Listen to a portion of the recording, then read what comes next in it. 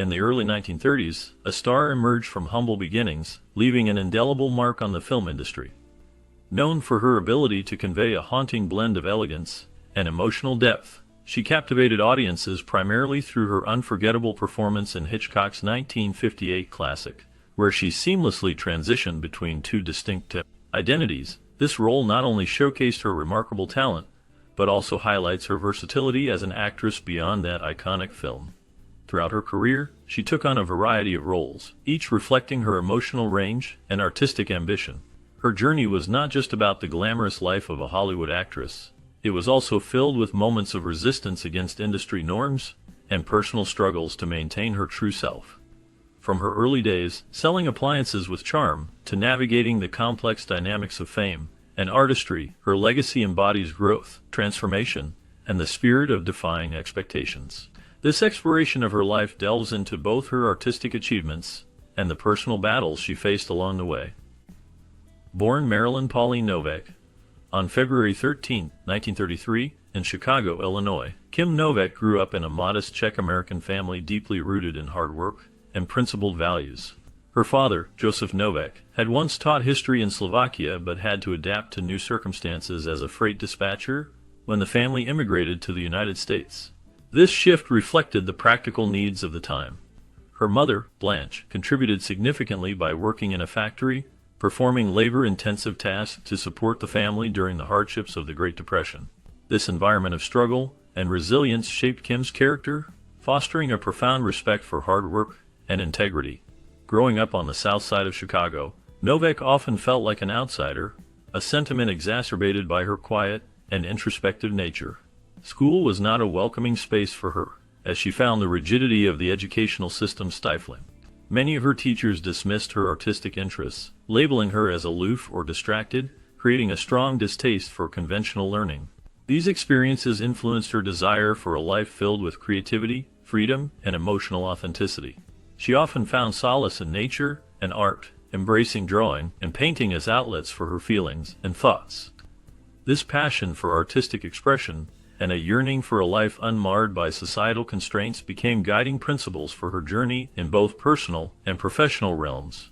After graduating from high school, Novak had a clear vision of wanting a life beyond her modest upbringing.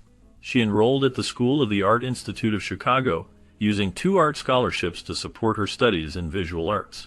Painting and sculpture captivated her, but she also took on modeling as a means to earn extra income. Her tall, graceful figure and striking features distinguished her in a time when many models adhered to a standard image of beauty. As she studied and modeled in Chicago, Novak got the chance to join a promotional tour for a refrigerator company. This role allowed her to travel around the United States as a brand ambassador, showcasing kitchen appliances at trade shows and department stores. With the nickname Miss Deep Freeze, she embraced a humorous identity that also helped her grow. Through this experience, Novak gained confidence in public speaking and learned how to present herself. The tour eventually brought her to Los Angeles, where the vibrant energy and charm of Hollywood captured her imagination. The city's bright skies and bustling studios sparked a sense of belonging in her. Feeling the pull of the film industry, she made the bold choice to extend her stay and pursue opportunities, even as an extra, marking a significant turning point in her journey. Kim Novak's journey to Hollywood was an unassuming one, starting with small, uncredited roles as a background extra. She appeared in films like The French Line, a musical comedy starring Jane Russell, and Son of Sinbad, a fantasy adventure. Despite having no lines and limited screen time, she caught the eye of a talent agent who was struck by her poised elegance. This led to a screen test with Columbia Pictures, one of the most powerful studios of the time. Harry Cohn, the studio head, recognized her beauty and charisma, quickly seeing her potential as a leading lady. However, he wanted to control her image and insisted on changing her name to Kit Marlowe, thinking it sounded more glamorous. Novak, though at the start of her career, valued authenticity and rejected the name, believing it didn't represent who she truly was. Her quiet strength and insistence on staying true to herself impressed even Cohn, and they eventually agreed on the name Kim Novak, a compromise that preserved her original surname while adopting a first name that suggested both elegance and modernity. During an era when studios had total control over the appearance and persona of their stars, Novak resisted attempts to reshape her identity. She refused to cap her teeth, alter her nose, or change her hairline, all common practices meant to fit actresses into a narrow beauty ideal. This refusal to conform to Hollywood's image standards became one of her defining features. After signing with Columbia, Novak's early roles were small and experimental, designed to test her appeal. However, it didn't take long for both audiences and critics to take notice of her talent. Novak's performances stood out not just because of her looks, but because of the quiet vulnerability and depth she brought to her roles. She wasn't the typical blonde bombshell. Instead, she exuded a subtle emotional intensity, creating characters that felt real, grounded, and complex. This quality made her unforgettable, and her legacy in Hollywood is defined not only by her beauty, but by the authenticity and mystery she brought to the screen. After signing with Columbia Pictures, Kim Novak quickly rose to become the studio's most prized asset during a time when they were searching for a new leading lady. With the decline of Rita Hayworth as the forefront star, Columbia was eager to find someone who could take her place and maintain their legacy of glamorous female stars. Studio head Harry Cohn recognized Novak as not just a beautiful newcomer, but as someone who had the potential to rival the stardom of Marilyn Monroe, the reigning sex symbol at the time. To develop her public image, the studio implemented a carefully crafted campaign. They groomed her for stardom by selecting specific roles, organizing elegant photo shoots, and arranging public appearances designed to garner attention. Novak's official film debut arrived with Pushover in 1954, a noir crime drama featuring Fred MacMurray. In this film, she captivated audiences as Lona McLean, a seductive femme fatale.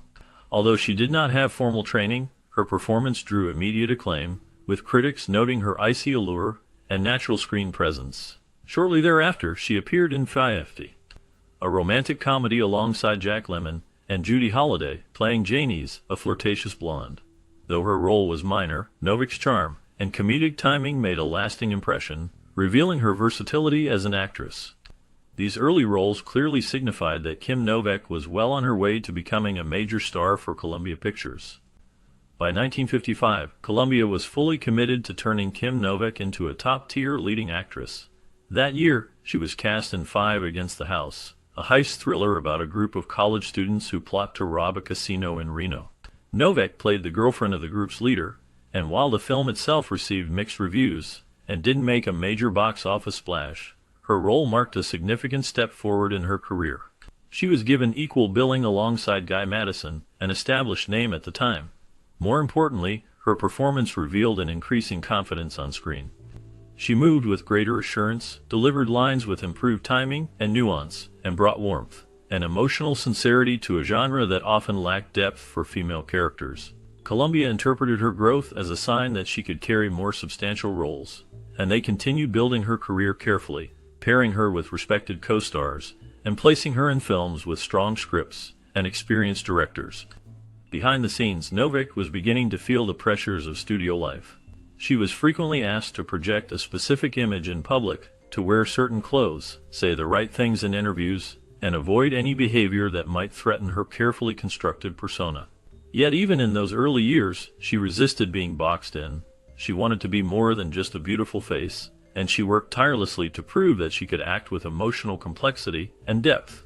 Breaking through in the film industry can be a challenge for many actors, but Kim Novak's true breakthrough came later in 1955, with the film Picnic, a romantic drama based on the Pulitzer Prize-winning play by William N. Directed by Joshua Logan, the movie starred William Holden as a charismatic drifter. He disrupts the quiet lives of a small Kansas town during a Labor Day celebration. Novak portrays Madge Owens, the town beauty who dreams of something beyond her limited prospects. In her role, she embodies the longing for a life filled with more meaning than being a pretty girl destined for a conventional life. Picnic turned out to be a commercial and critical triumph, grossing over $6 million and receiving 6 Academy Award nominations. The film won 2 Oscars, one for Best Art Direction and the other for Best Film Editing, which helped to elevate Novak into Hollywood's A-list. Her performance as Madge was widely praised for its sensitivity and emotional authenticity, proving that she could excel in a demanding dramatic role despite having fewer lines than her co-stars. Through her expressions and body language, Novak managed to convey deep longing, confusion, and emotional conflict. This ability to express such emotions led to her winning a Golden Globe for Most Promising Newcomer and earning a BAFTA nomination. Moreover, for Novak, Picnic was more than just another film. It was a deeply personal project. The character of Madge, a small-town girl expected to fulfill the dreams of others while suppressing her own, resonated strongly with Novak's own struggles to assert herself within the Hollywood system. This connection made her performance all the more compelling and relatable. The success of Picnic marked a turning point in her career. She was no longer merely Columbia's next big hope, but a bona fide movie star in her own right. Riding the momentum of her success in Picnic, Kim Novak took on an even more challenging role in The Man with the Golden Arm, released in 1955, and directed by Otto Preminger. The film tackled the serious subject of drug addiction, and featured Frank Sinatra as a jazz drummer grappling with heroin addiction after being released from prison. Novak portrayed Molly, a compassionate nightclub hostess who becomes Sinatra's emotional support. This role was a departure from her previous glamorous characters, showcasing a more gritty and realistic portrayal that felt deeply human. Novak viewed this opportunity as a way to display her range as an actress, diving into the emotional depths of her character.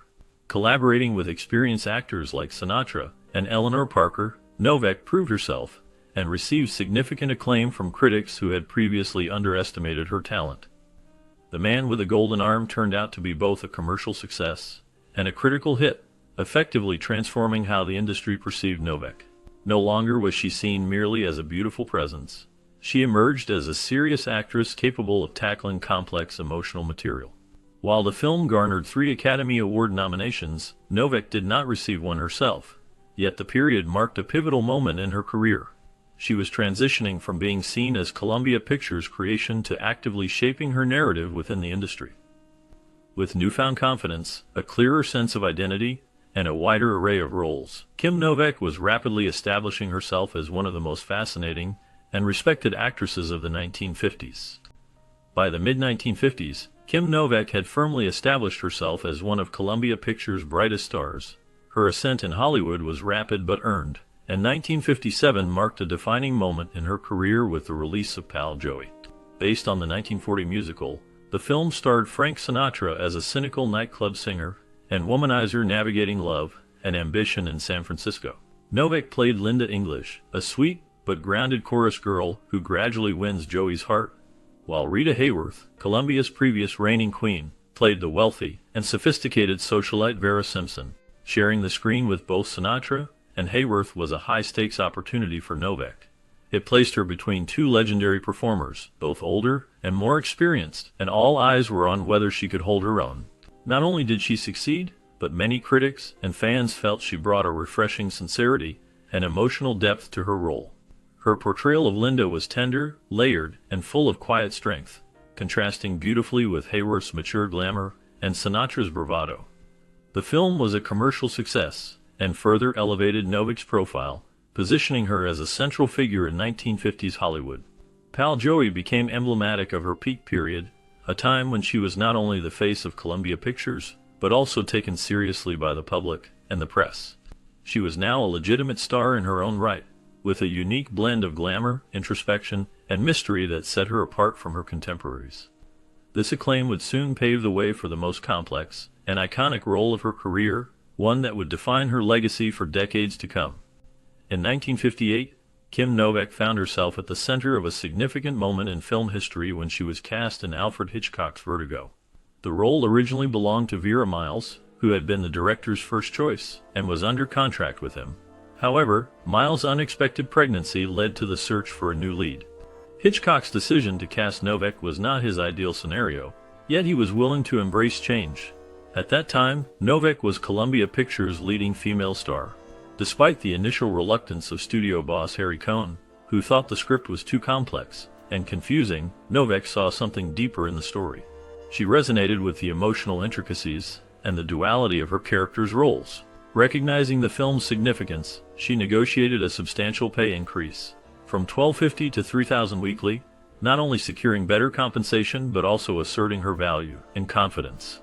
This shift signified her evolution from a typical studio starlet to an influential actress refusing to be sidelined. Though her participation arose from unforeseen circumstances, Novak's performance in Vertigo became a pivotal moment for her career, and a landmark in narrative filmmaking, influencing how psychological themes could be portrayed on screen. Despite the chance to act in a Hitchcock film, Kim Novak's time on the set of Vertigo was far from easy. Alfred Hitchcock, famous for his precise directing style and need for control, was not very communicative with her. Novak, who thrived on genuine emotion and teamwork, found Hitchcock's cool demeanor hard to understand. He rarely offered her any feedback, leaving her feeling insecure and uncertain if she was fulfilling his expectations or not. Their differences were most apparent in their arguments over costumes. Novak was passionate about how her character's clothing influenced her psychology, particularly resisting the gray suit that Hitchcock insisted her character, Madeline, wear. She believed it made her look cold and stripped her of warmth, while Hitchcock remained steadfast in his vision, unwilling to budge. This tension added to Novak's discomfort, especially when she later learned that Hitchcock had never wanted her for the role. He reportedly held a grudge against her because of Vera Miles's departure, stating to others that Novak had ruined the film. These words hurt her when they reached her. Yet, ironically, despite Hitchcock's disappointment, audiences embraced Vertigo. Critics and fans would come to view it as one of his greatest achievements, praising Novak's performance for its emotional depth and vulnerability. The psychological intensity of Vertigo took an emotional toll on Kim Novak. She had to embody two versions of the same woman, the idealized, ethereal Madeline Elster and the more vulnerable, insecure Judy Barton. These layers of illusion, longing, and control reflected Novak's own experiences in her life and career. Like Judy, she felt as if she was being shaped into a fantasy created by others, conforming to a vision that didn't resonate with her true self. While filming certain scenes, especially those depicting Judy's transformation back into Madeline, Novak felt a discomfort that mirrored her character's emotional struggle. She frequently reminded herself that this unease was a natural response that aligned with her character's journey. By embracing this discomfort, she infused her performance with a haunting realism that became crucial to the film's most memorable moments. Despite delivering one of her most emotionally demanding performances, Novak found herself lacking support during production. When Vertigo was released in 1958, it faced lukewarm reviews and moderate box office success, with critics confused by its slow pace and intricate narrative. Initially, Novak's portrayal went unrecognized, and the film faded from public attention. However, decades later, it experienced a significant critical reevaluation, now being regarded as Alfred Hitchcock's masterpiece, and one of the finest films in cinematic history. In 2012, Sight and Sound magazine named it the greatest film ever made, surpassing even the iconic Citizen Kane. Novak's performance, once overlooked, is now celebrated for its depth, restraint, and emotional complexity. Renowned directors like Martin Scorsese and David Lynch have acknowledged the profound impact of her work, praising the emotional vulnerability she brought to the screen. For Kim Novak, Vertigo represented both a peak in her career and a window into her vulnerabilities, illuminating the cost of being someone else's projection and the power of reclaiming her own identity. Although celebrated today as a classic, Kim Novak harbored mixed feelings about her performance in Vertigo. In a heartfelt 2013 interview, she shared insights into her complicated relationship with the film. Despite becoming iconic, Novak never felt completely satisfied with her portrayal of Judy Barton and Madeline Elster. She expressed that the characters seemed exaggerated, reflecting Hitchcock's stylized vision rather than truly grounded emotions. This led her to feel somewhat like a puppet during filming. She sensed a disconnect between her interpretation and what the director expected. That discord fueled doubts within her about whether she adequately represented the depth and complexity intended for those roles. Yet amid that uncertainty, she highlighted certain scenes, particularly Judy's emotional breakdowns, as moments where she felt authentic and vulnerable. In those fleeting instances, she felt her genuine self shone through. Even with her self-doubt, modern critics now recognize her work as groundbreaking, encapsulating themes of internal conflict, control, and the struggle for identity, resonating powerfully with audiences. As Novak's career progressed into the 1960s, her unease with the entertainment industry became harder to suppress. She had achieved international fame and critical acclaim, yet often felt disconnected from the world of acting. In interviews and memoirs, she spoke openly about her lack of passion for the craft, explaining that acting had always felt more like something she was pushed into rather than something she was born to do. Hollywood's rigid expectations, particularly for women, only deepened her discontent. she was constantly expected to project a polished, glamorous image, regardless of her own emotional state or personal identity. Studio executives, directors, and publicists made decisions for her: what to wear, how to speak, what to reveal about her private life. In this male-dominated system, Novak felt that she had little agency. Her inner world, her creative soul, was being eclipsed by an external narrative she hadn't written. She began to feel that the deeper truths she wanted to express couldn't be captured in a movie script or shaped through a character someone else had written. While the world saw her as a Hollywood star, Novak saw herself as something else entirely: an artist, a painter, a poet, someone who needed solitude, freedom, and space to explore the inner landscapes that film roles could never quite reach. Eventually, she realized that walking away from acting wasn't giving up, it was going home to her true self. By the late 1960s, Kim Novak gradually distanced herself from the film industry in a quiet and thoughtful manner. This decision was not abrupt, but rather a personal evolution. She started declining high-profile roles, seeking instead a sanctuary for self-reflection and creative exploration. Moving north to Big Sur, California, she embraced a life away from the Hollywood scene and eventually settled in Oregon. This peaceful environment, filled with nature and serenity, ignited her passion for painting.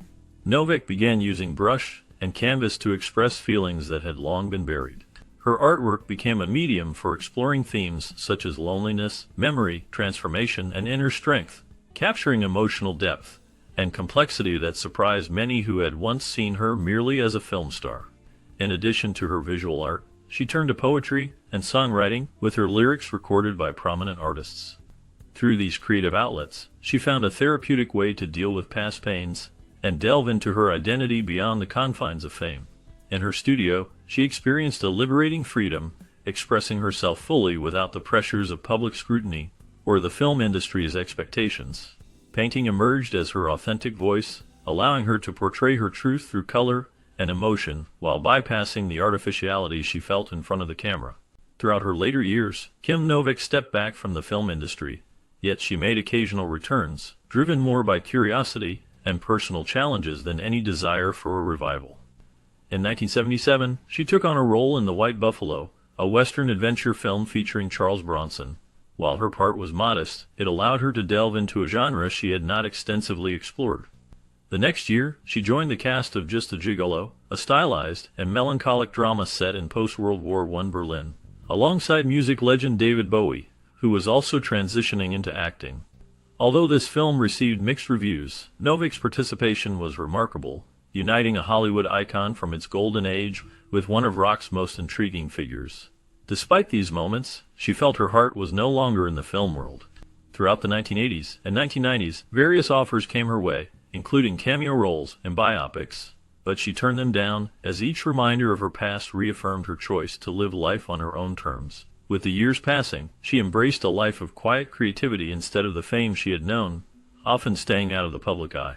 She made occasional appearances at film retrospectives and art exhibits, but chose not to pursue a complete return to an industry that had once defined her. Instead, Novak focused on her animals, her ranch, her artistic endeavors, and most importantly, living authentically, reclaiming her identity beyond the Hollywood persona. Kim Novak's final film appearance came in 1991 with Liebestrom, a surreal psychological thriller directed by British filmmaker Mike Figgis. The film, steeped in mystery and emotional ambiguity, seemed at first glance to align with Novak's taste for complex, introspective stories. She took on the role of Lillian Anderson, a woman entangled in a web of secrets and suppressed desires. At a glance, the film appeared to offer Novak a meaningful return to the screen, a late career opportunity to engage with layered material. However, her experience on set became deeply troubling. Figgis's controlling approach to directing triggered old wounds from her earlier years in Hollywood, particularly the emotionally taxing experience she had endured under Alfred Hitchcock during Vertigo. As filming continued, Novak grew increasingly uncomfortable and clashed with Figgis over creative decisions and communication style. This dynamic left her feeling disregarded and creatively stifled, echoing power struggles she had hoped to put behind her.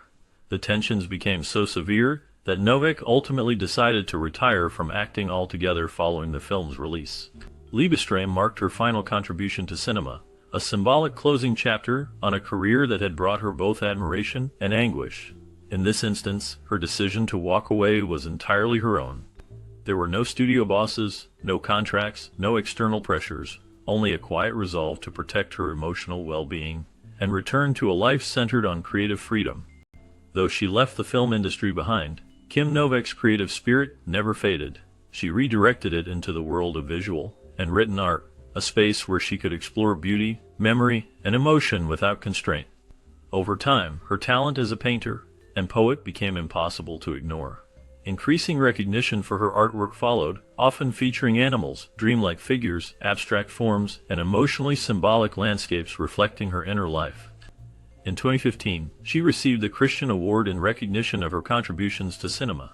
This symbolic honor celebrated not just her performances but the integrity and strength she had shown throughout her life. That same year, her artwork was exhibited at the historic Strahov Monastery in Prague, connecting her Czech heritage with her present-day identity as an artist. The exhibition included paintings, poems, and photographs, all expressions of a woman who learned to navigate the world not through performance, but through creation. She remained active well into her later years, continuing to paint, write, and take photographs from her peaceful ranch in Oregon. Far from the spotlight and its demands, Novak flourished in this new chapter of life, one not defined by scripts or appearances, but by the personal joy of artistic expression. In 2019, Kim Novak reached another milestone in her second career.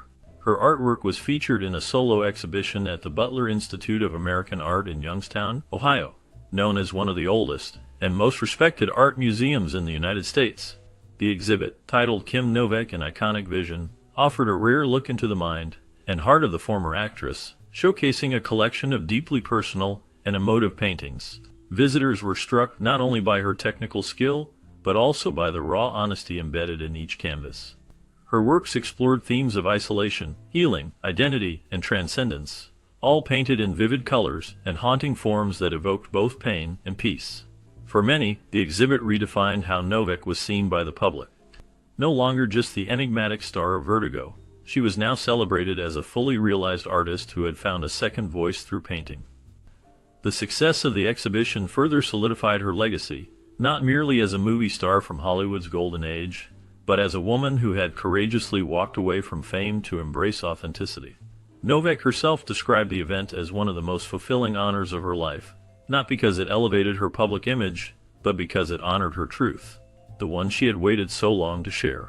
Throughout her career, Kim Novak demonstrated that being a star goes beyond just fame and glamour. Her ability to portray complex characters, especially in the psychological depths of Hitchcock's films, revealed layers that captivated audiences and critics alike. Beyond acting, she stood as a figure of resilience, showing how one could navigate the pressures of Hollywood while remaining true to oneself. Her transformative journey from a young woman with modest beginnings to a celebrated icon reflects a determination to break free from societal norms. It encourages others to embrace their true identity amidst chaos.